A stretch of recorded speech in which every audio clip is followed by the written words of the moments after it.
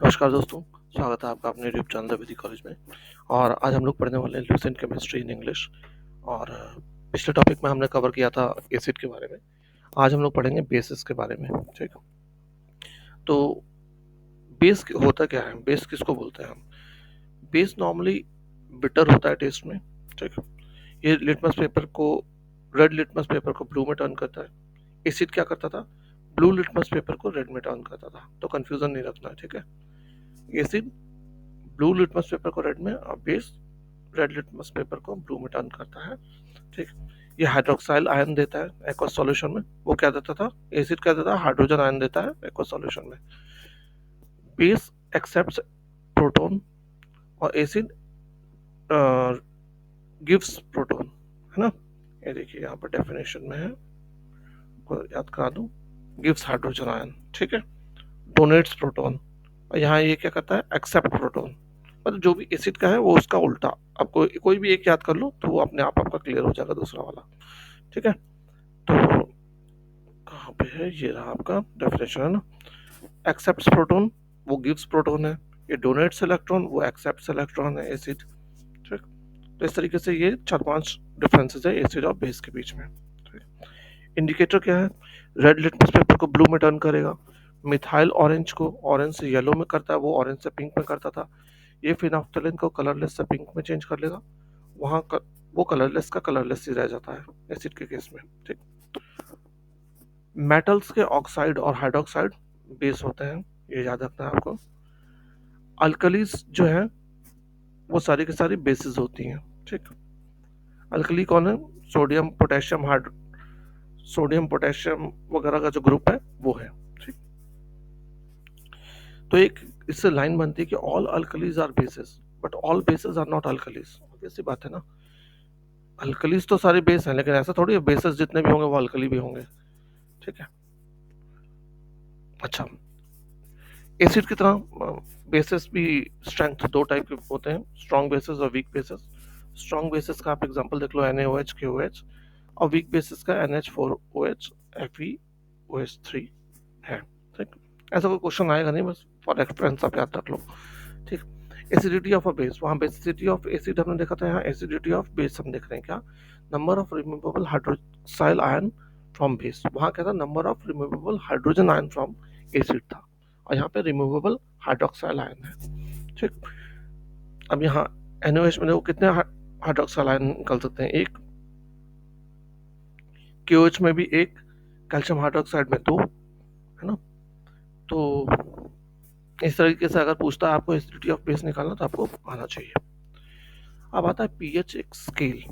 ठीक है, ये स्केल क्या रिप्रेजेंट करता है? एसिडिटी बेसिक बेसिक एसिडिटी को, बेसिक को, नेचर को, सॉल्यूशन का, या फिर न्यूट्रल है वो बताता है। अगर पीएच की वैल्यू 7 से कम है, ठीक, तो वो एसिडिक होगा। 1 से लेकर 6 तक एसिडिक होगा। अगर पीएच की वैल्यू 7 है तो वो न्यूट्रल होगा, और 7 से अबव है तो वो बेसिक होगा। जितना कम वैल्यू होगी पीएच की उतना ज़्यादा एसिडिक होगा, जितना ज़्यादा होगी 6 के अप्रोच पहुंचेगा उतना कम एसिडिक होगा वो। ठीक है, ये याद रखना आपको। अब देखो, कुछ एक एसिड है यहाँ पे दिए हुए, बेस दिए हुए हैं। अगर आप इनको कॉमन लिक्विड्स हैं जिनकी अगर आप याद रख सको कुछ एक की, तो बेटर रहेगा। ठीक, एग्जाम में कभी कभी आ जाता है। फॉर एग्जांपल आपका आता है, जैसे यूरिन का आता है 4.8 आपका है। ठीक, सलाइवा का 6.5 है, मिल्क का 6.5, ब्लड का 7.4। प्योर वाटर तो 7 नहीं होता, सबको पता है। ठीक, तो ये कुछ एक जो मैंने आपको बताया ये इंपॉर्टेंट है, ये आप याद रख लेना। बाकी एक दो और याद रह जाए तो बेटर है, नहीं तो ये तो जितने मैंने बताए ये तो याद रखने ही रखने हैं। ठीक, इनका कई बार आपको एग्जाम में आ चुका है डायरेक्ट क्वेश्चन, और 1 नंबर आपको छूट जाएगा अगर आपको याद नहीं होगा तो। अब important of pH in everyday life, क्या इंपॉर्टेंस है? तो हमारी बॉडी जो है ना वो वर्क करती है कितने पीएच में? 7.0 से लेकर 7.8 के बीच में ही काम करती है। ठीक, डाइजेस्टिव सिस्टम में पीएच का क्या वैल्यू है, क्या रिक्वायरमेंट है भाई? देखो, हम सब जानते हैं हमारे स्टोमक में हाइड्रोक्लोरिक एसिड होता है जो डाइजेशन में हेल्प करता है। लेकिन अगर फॉर एग्जांपल एसिड ज़्यादा हो जाता है, हम कहते हैं ना एसिडिटी हो रही है, जलन हो रही है, तो फिर क्या करते हैं हम उस समय?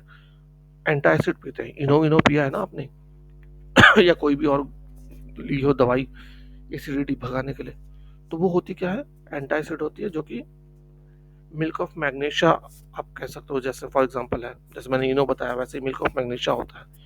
वो क्या करता है, उसको न्यूट्रलाइज करता है, वो बेस होता है, एसिड को जाकर के वो न्यूट्रलाइज कर देता है, एडजस्ट कर देता है पीएच को। दूसरा आपका है सेविंग टूथ डीके। अब देखो, हम अगर जब चॉकलेट खाते हैं या स्वीट खाते हैं, तो वो क्या करता है, बॉड हमारे मुंह का पीएच का लेवल को घटाता है। ठीक, घटाना मतलब एसिड बनाता है। तो एसिड बनाएगा तो वो क्या करेगा, वैसे तो हमारा जो टूथ है उस पर हार्डेस्ट सब्सटेंस लगा हुआ है, इनेमल। ठीक, वो जल्दी किसी भी चीज से नहीं टूट सकता। लेकिन जब एसिड ज्यादा हो जाएगा तो वो धीरे धीरे उसको कोरोड करेगा।